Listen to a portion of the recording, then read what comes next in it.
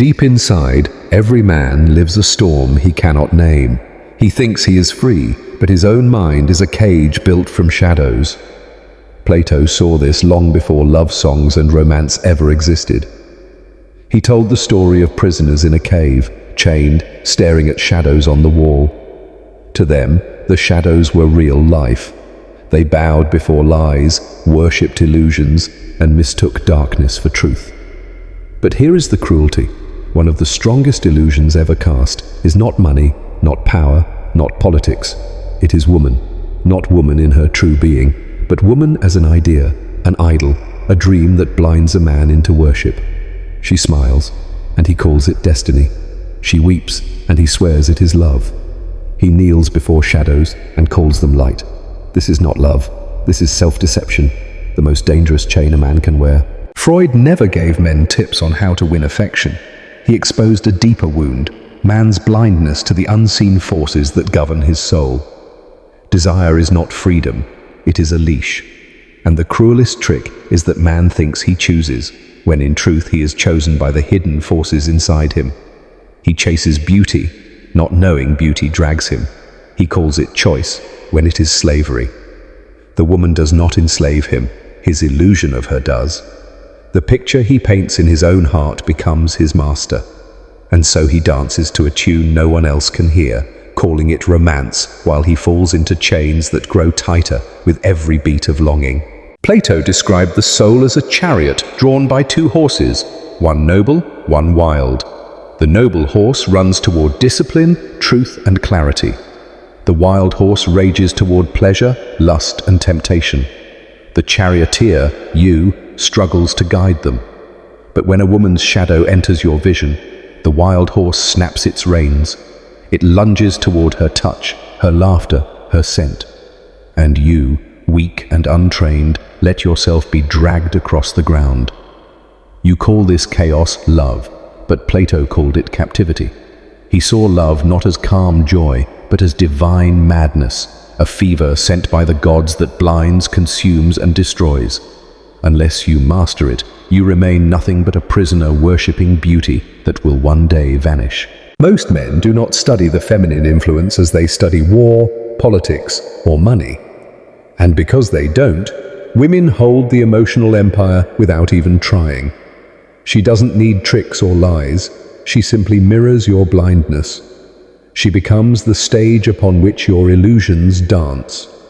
Jung warned, projection is theft.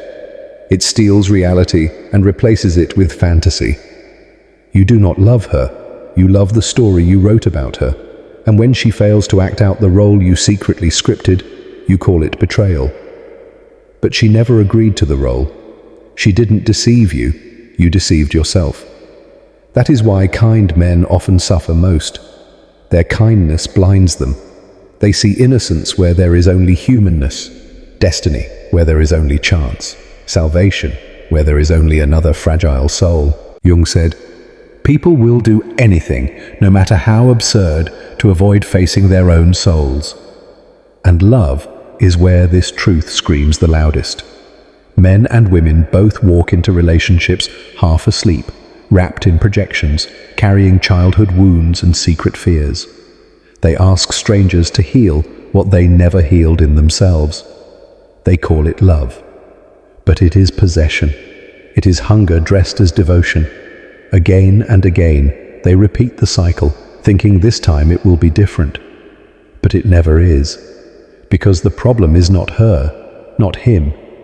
The problem is the mirror you refuse to look into. The question you fear most.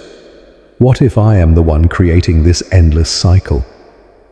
To break the cycle, Jung did not offer tricks or shortcuts. He offered silence. The brutal labor of turning inward until your illusions rot and your desperate voice, the one that insists you cannot live without her, finally dies. That voice will not surrender easily. It will scream, it will burn, it will seduce you back into the cave. But if you endure, something shifts. You realize you do not need applause. You do not need to be chosen. You do not need to perform. You stand, rooted, whole, without craving her validation. And strangely, that is the moment women feel drawn to you, not because you need them, but because you don't. You have become presence itself, a calm fire that cannot be tamed. Kierkegaard warned, "The crowd is untruth." Yet most men live for the crowd, chasing approval, applause, belonging. But the intelligent man withdraws. He stops explaining himself to those who don't wish to understand. He refuses to be addicted to attention. His silence makes people uncomfortable, because silence cannot be controlled. His calmness feels like rebellion in a world addicted to noise. And when he loves, he does not confuse chaos with passion. He wants steadiness, truth, and depth. To many, that will seem cold, but it is not. It is sacred. It is the love of a man who no longer bends his soul to please illusions. This man frightens people, not because he is cruel, but because he is free. This path is heavy. You will be misunderstood. You will lose people. Nights will stretch long with silence. Old desires will no longer excite you. But in that emptiness, a deeper peace begins to grow. Not the peace of being liked, but the peace of being real. You are not broken. You are becoming. And what you are becoming is dangerous to a world built on lies. A man who cannot be fooled, not even by his own dreams. Kierkegaard said, "Anxiety is the dizziness of freedom." And yes, freedom feels dizzying, terrifying, endless. But it is real. And on the other side of that storm stands a man whole, unshakable, unchained.